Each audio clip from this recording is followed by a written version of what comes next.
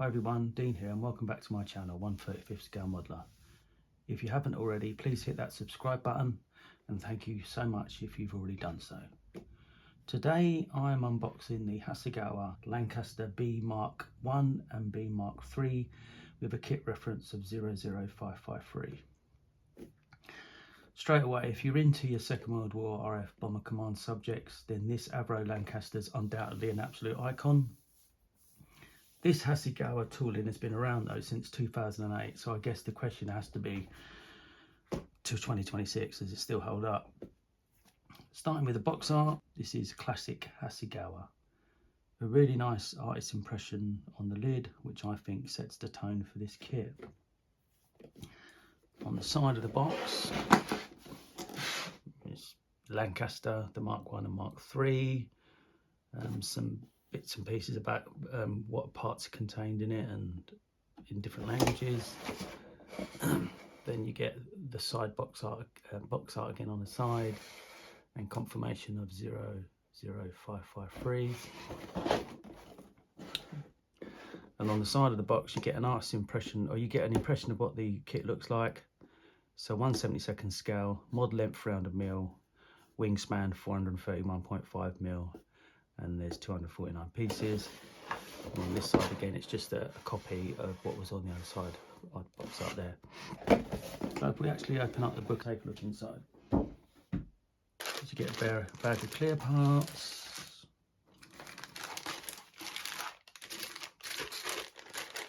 Another bag of parts there. Another one big bag. Instruction booklet. And thankfully, the decals, which are face down, we'll have a look at those later. Instruction booklet, let's have a look at that now. So the instruction booklet just confirms it's a Lancaster B. You get Japanese and in English, and it's just a little bit of information about the Lancaster.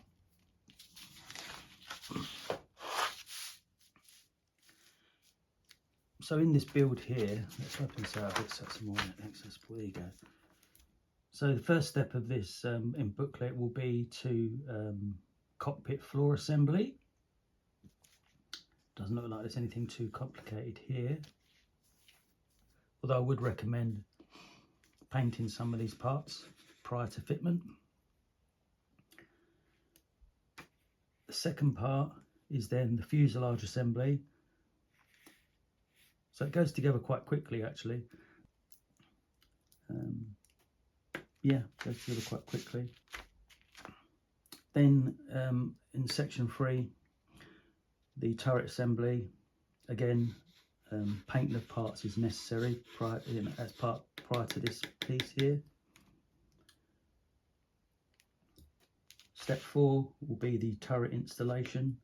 So one at the front, one on the top and one at the back.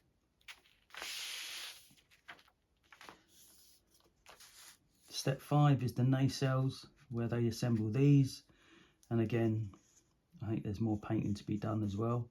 So with this model I've picked up straight away, although I've said it right from the start, I think that there will be a lot of painting of parts prior to assembly, because once they're actually locked away you won't be able to get access to them anyway.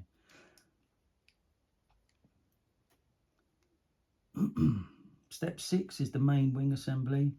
So you just join in the two halves. This will be quite a critical piece, so make sure you really pay attention to this using some form of clamping. Step 7, they're now attaching the nacelles to the wing assemblies. And then in step 8, they're then putting together the main gear. So there's probably some more painting to be done here. And then they're showing you open and closed options, I think. In step 9, it's the tail wing assembly, and this is very much the same as the main wing assembly. Take care when assembling these and make sure they're clamped nicely. And then in step 10, they're actually asking you to add the main wings and the tail wings to the main fuselage.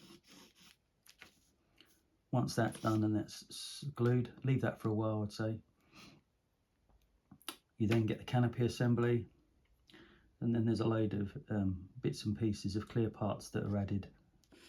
You can see it's quite busy. In step 12, they're looking at the propeller assembly, and I believe there's 2 types of propeller, so just be careful about that. And I think that denotes, I don't know whether it's a Mark 1 or a Mark 3. I don't know. Airplanes, this sort of stuff is not really me, but I just thought I'd do a little guide on it. In number 13, they then ask you to do bomb assembly. And again, these will need to be painted and made ready before they're actually installed into the underneath of the fuselage. And then you've got the bomb bay cover installation, and I think these can be open and closed. And then in step 16, they refer to other parts assembly, and there's a load more stuff that goes on: propellers, tail wheel, and the like. You do get a sprue call out towards the back of the document. I think that would have been helpful towards the front, but it doesn't matter. So it helps clearly detail. There is some colour call outs here as well, and yeah, that's helpful. They then go into the markings and the actual painting of the overall finished aircraft once the parts are painted. And you get the 467 Squadron of summer 1944. You get the 467 Squadron of May 1944. The 467 Squadron of summer 1943. So it looks like there's 3 variations. So this is the side view on, and this will be the overview at the top. And then on the back of the document, they just talk about how to correctly apply decals, and they've just got some cautionary notes and call out, and just make sure that you're safe. Okay, not much to it really. So I'd say it is a relatively straightforward build. So let's have a look. Let's see what we've got here. Straight away, this bag of parts is just so annoying. I mean, look, it's one bag. Everything's in there. Okay, so let's be careful. So the sprues do look finely moulded. There probably will be some flash to clean off, but I would suggest that that will be extremely minimal. So on this nacelle here, you can see nice rivet detail, which is helpful. The wheels, once they're painted with that rubber grey, they'll look okay actually. And what they've done as well, you can see on the base here, they've actually given it some kind of soft spread, so it sort of shows that it's in a sort of like, you know, stand position or not. Overall though, yeah, really nicely moulded parts. Not much clean up, as I said. You can see the ejector pin marks are in the right places, hidden, which is helpful. And I think some of these areas will need to be painted as per the instruction booklet, which will need to be done. But nothing there looks too complicated. A little bit of flash there, I think. But well, that's nothing really, is it? This is just a carbon copy of the piece that I was looking at. Actually, one of the things that I have noted is this plastic. Although it's plastic, I think it's probably quite soft because it seems to have marked quite easily, but the way it's been packed in the bags, I would suggest hasn't been helpful. But again, very minimal flash, if any.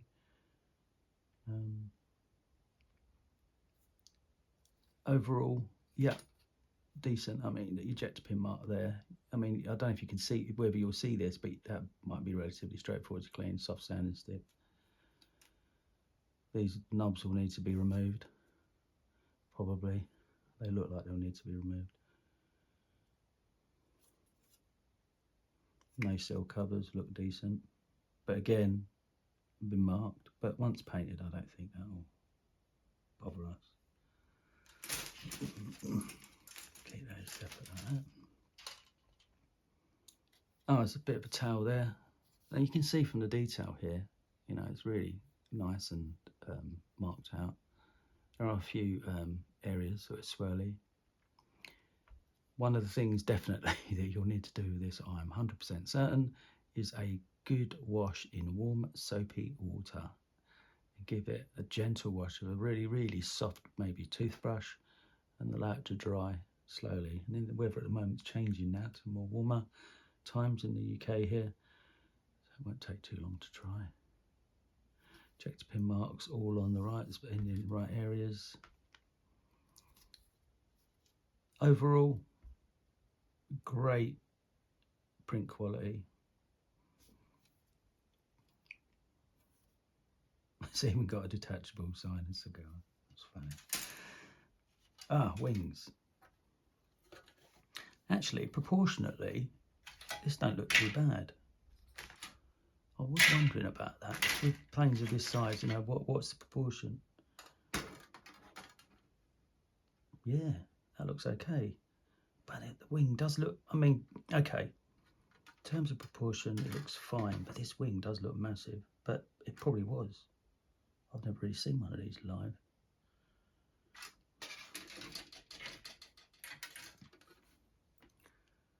Yeah, you can see here, look, slight mark there. So the plastic is quite soft, so you need to be careful. Some sort of like stress relief lines there, maybe when it was being pushed out of the mould. But overall,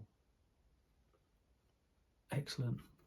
Even the way the wings tipped up is correct. That's excellent. So that's the upside. It's the underside.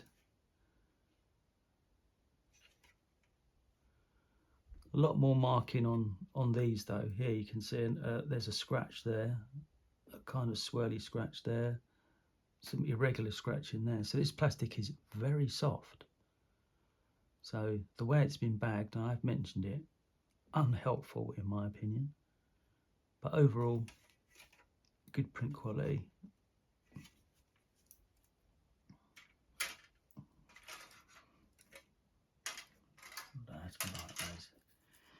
And then you get the main fuselage. Let's have a look at the main fuselage. Yeah, lots of marking on the main fuselage here. Look, all the way down. It's so disappointing that this has been all bagged up in just one bag, to be honest. Even the nacelles, some of these are marked. But I just think if this was cleaned nicely and not too much soft sand brush,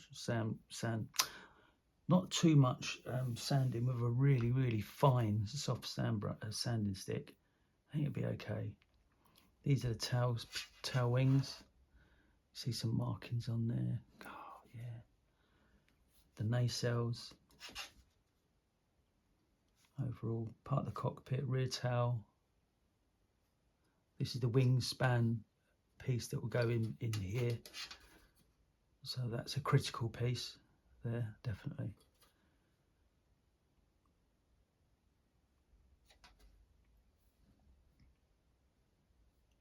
So the surface detail on the fuselage is nice and clean. Consistent recessed panels, 100%. The rivets, though, they're not really exaggerated where they are present, which is helpful. And the trailing edges on this are reasonably thin and to scale, I'd say. The engine detail, though, is fairly basic in my opinion, looking at this. But it's all going to be covered up, so in that sense, I don't think it's going to be too much of a problem. And unless you're planning maybe for the model to be open, then you know you might need to get some aftermarket parts, and I'm sure there's some available for this kit. Let's have a look at the clear parts just quickly. They had the good sense to put the clear parts in its own bag. That's the details. That's helpful.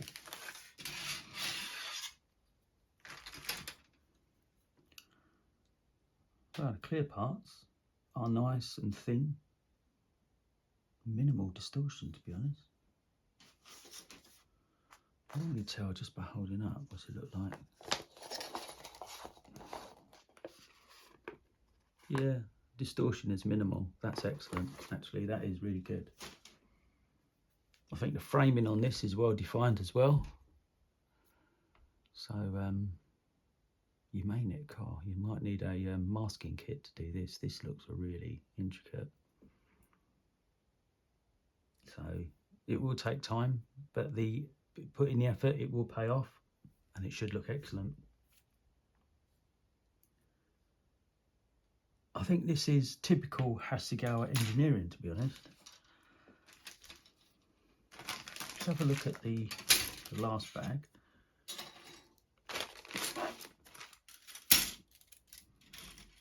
Okay, so it showed in the instruction booklet there's two types of propeller. So you've got the propeller with the thinner ends and propeller with the fatter end. So you need to make a choice here on what you want to use. This is the Bombay carriage door, and that's in the closed position.